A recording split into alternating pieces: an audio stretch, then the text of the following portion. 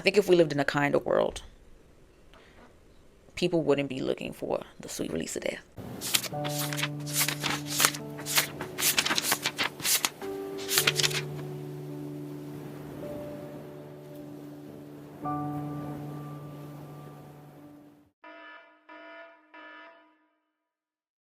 All right, welcome back, Wormlings.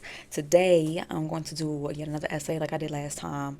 I feel like that's what I'm feeling right now, so that's what we're going with, okay?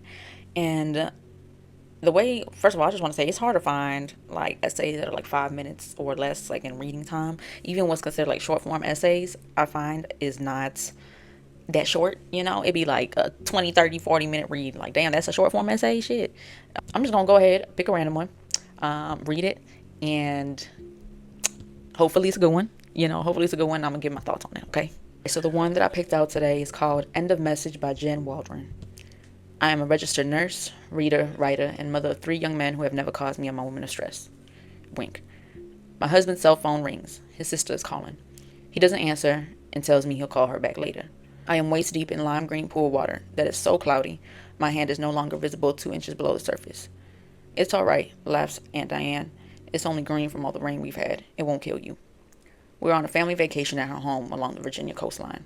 The temperature is a humid 98 degrees, unbearably hot. I decide to believe the green water won't kill me, and I swim. That day, years ago, is still so vivid, even now. I see the deep laceration my uncle sustained on his leg while working on his boat, and the sunburn soothed with aloe.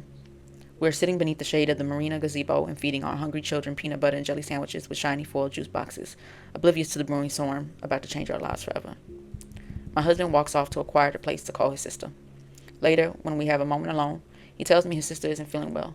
She tells him something vague about low energy and not enjoying things the way she usually does. She's the pillar of the family, an amazing woman who volunteers for every cause within 50 miles. I cannot remember a time she isn't helping someone. Without a doubt, she's the kindest woman I've ever known. I wish now I didn't know her that way. Maybe then words and conversations would have caused alarm bells to ring.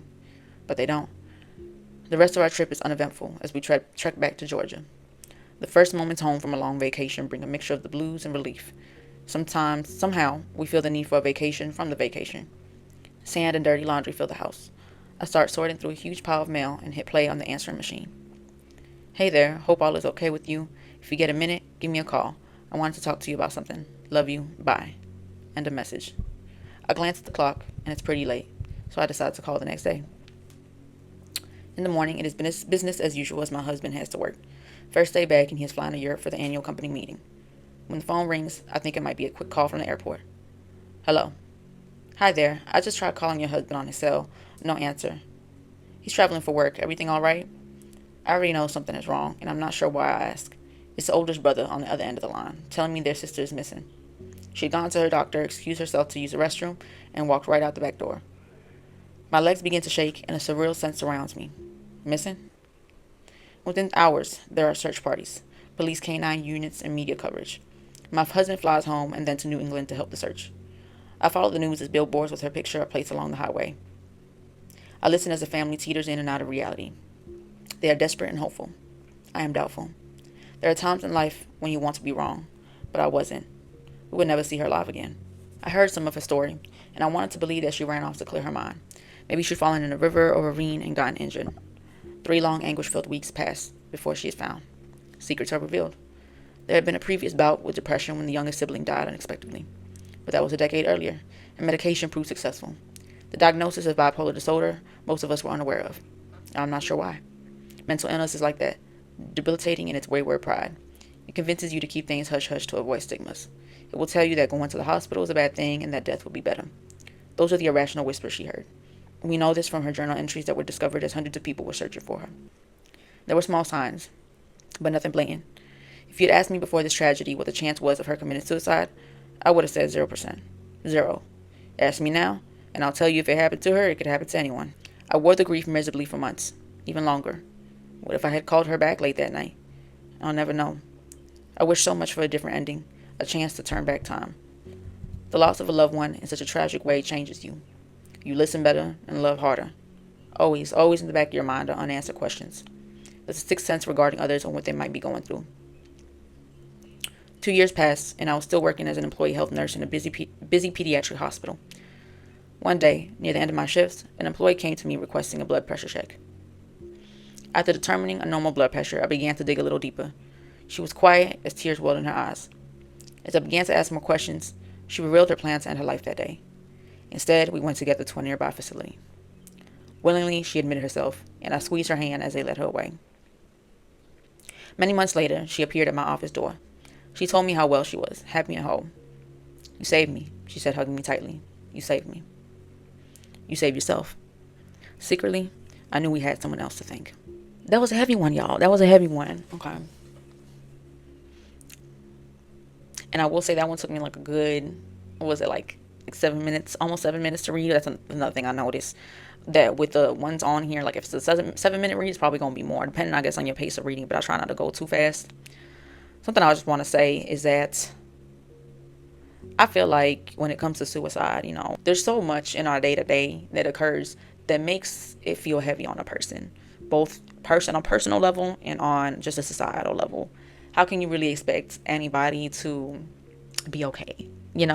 I think it's really hard to be okay in the world we live in today. And speaking from my own experience,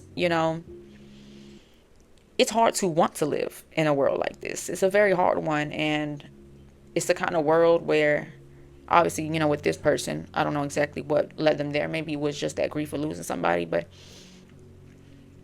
it's really hard to want to live in a world with so much pain, a world that's so hard just to get by in your day to day. Hard mentally, hard physically. It seems like there's always more barriers than not. I understand why some choose death. I thought about it myself, many times. I think a lot of people can't see the light at the end of the tunnel, living whatever day-to-day life that they're living. And it seems sometimes that in order to get to whatever life you want, it's going to come at the price of maybe somebody else, maybe at the price of something deep within yourself, your soul or something, just to get to where you want to go, to a place of what happiness is. Or sometimes it feels like the light at the end of the tunnel is just not real, like it's a made up thing. Or maybe it was something you used to have and is no longer here because of whatever happened. Maybe you're ill, maybe you done lost a fucking leg, maybe you done lost your whole family, who fucking knows, maybe you done got, SA'd or who knows what. I think if we lived in a kinder world, people wouldn't be looking for the sweet release of death. They wouldn't.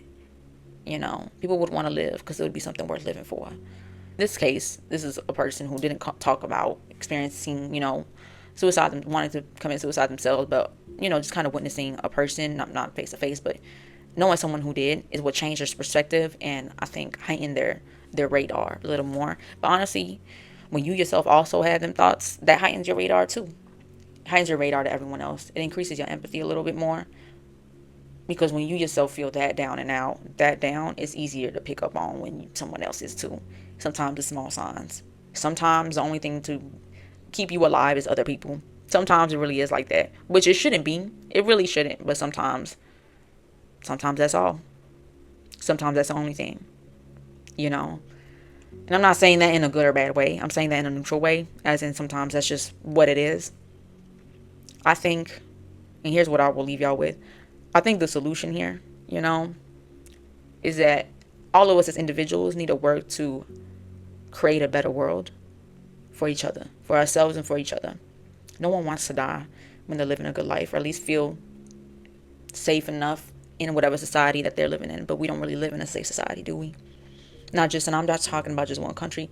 I think globally, every country's got a lot of different issues. We all have the same issues to different extremes, right? And interpersonally as people, we have a lot more like than we don't.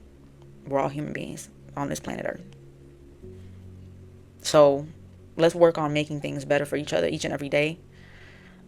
And maybe that's the thing that can keep you alive, and do everything you can to help others. And try to find people that will help you in return, that also get it, that also understand. That goes like for a plethora of things, really and truly. It does. We can get so much more nuance with this. But I don't look at suicide, I think, in just a bad or way. I kind of just look at it as a neutral thing that can be quote unquote bad or good. And there's a lot of layers as to why I feel like that and what's not. But I don't want to ramble on too long. I will see you on the next one, Mermaids, okay?